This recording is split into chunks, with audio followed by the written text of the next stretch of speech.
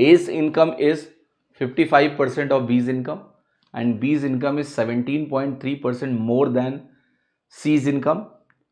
Then by what percentage is C's income more than A's income? Answer should be correct to 2 decimal place. Very good question. आसान है, but देखो calculation कैसे सवालों को खतरनाक बना देता है. A है, B है और हमारे पास C है. ठीक है. अब कह रहे हैं जो B है ये C से 17.3% ज्यादा है. ठीक है. और जो A है उसके बारे में बोल रहा है कि A जो है वो B का 55% है. तो एक काम करता हूं मैं B को 100 मानता हूं. ठीक है. आप चाहें तो C को भी 100 मान सकते हैं, राइट. बट उससे कुछ खास लाभ नहीं होगा क्योंकि इसका 55% निकालना है. अगर आपने C को 100 माना तो ये 117.3 बनेगा, फिर उसका 55% निकालना पड़ेगा. तो कॉम्प्लेक्सिटी तो आनी ही आनी है. इसको 100 मानोगे तो ये वैल्यू 55 हो जाएगी. अब आपको C की वैल्यू अगर निकालनी है तो आपको 100/17.3% को एडजस्ट करते हुए इस वैल्यू को लिखना पड़ेगा. तो ऐसा आएगा ये 100/1.173. अब देखो यहां पर अप्रॉक्सीमेशन मत करना. उसका कारण क्या है, ऑप्शंस बहुत क्लोज हैं. 55.00, 54.17. तो ऑप्शंस में बहुत ज्यादा गैप नहीं है. अगर ऑप्शंस में बहुत ज्यादा गैप नहीं है तो मेरा यही सुझाव है कि आप ज्यादा छेड़खानी ना करें, आप इनको एक्चुअली सॉल्व करने की कोशिश करें. अब आपको निकालना क्या है सवाल में, अगर देखो कि C A से कितना ज्यादा है, ये कैलकुलेशन है तुम्हारी कि C A से कितना ज्यादा है. तो अगर आप इसकी वैल्यू निकाल लें C की तो A से तुलना हो जाएगी, है ना. That is what is possible. या इन दोनों का रेशियो लेके आप इसको करने की कोशिश करो, है ना. मुझे ना इसको डिवाइड करना ठीक लग रहा है. हम बढ़िया ट्रेडिशनल जो बचपन में करते थे वैसा ही डिवाइड करेंगे. ऐसा लिख लो क्योंकि थोड़ा एक्यूरेसी भी यहां पर चाहिए. तो मैंने क्या किया, इस दशमलव को हटाया, 3 0 और लगा दिया. अब मुझे पता है 11 8 बार जाएगा. सबसे पहले 11 9 99 नहीं जा सकता, इसके ऊपर निकल जाऊंगा मैं.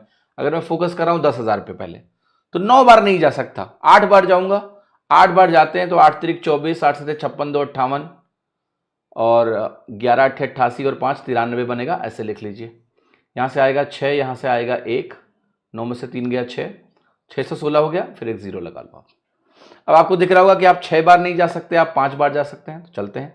5 3 15, 5 7 35, 1 36 और 55 और 3 58 बनेगा.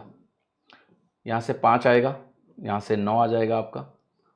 15 में से 6 गया 9 और ये वैल्यू आपकी हो गई ऐसी. फिर अगर आप दशमलव लगाओगे तो एक 0 उतरेगा और आप कहोगे 2 बार मैं और चला जाऊंगा रफली.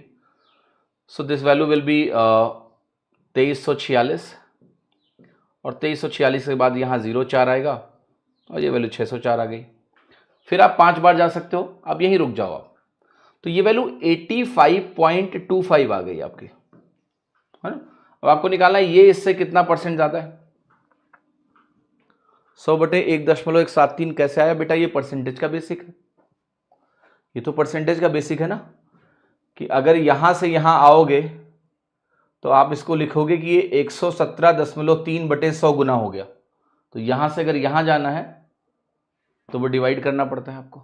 ठीक है, हाँ जी, 85.25. अब देखो यहां पर क्या है, यह है 30.25 का डिफरेंस है. इससे ये 30.25 ज्यादा है. तो अगर आप लिखें 30.25 55 का कितना परसेंटेज है, तो मजेदार बात यह है कि इसको आप 100 से गुणा करेंगे तो ये वैल्यू आएगी 3025/55. ये 55 का ही स्क्वायर लिखा है तो वैल्यू आ जाएगी 55%. तो आपका आंसर आ जाएगा ए.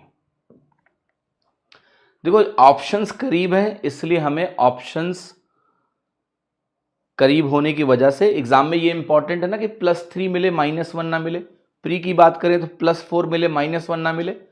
तो जब ऑप्शन इतने करीब हों तो बेहतर है कि आप एक्चुअल या रियल कैलकुलेशन करें, कोई हवाबाजी ना करें. +4 नंबर मिलना जरूरी है आपको.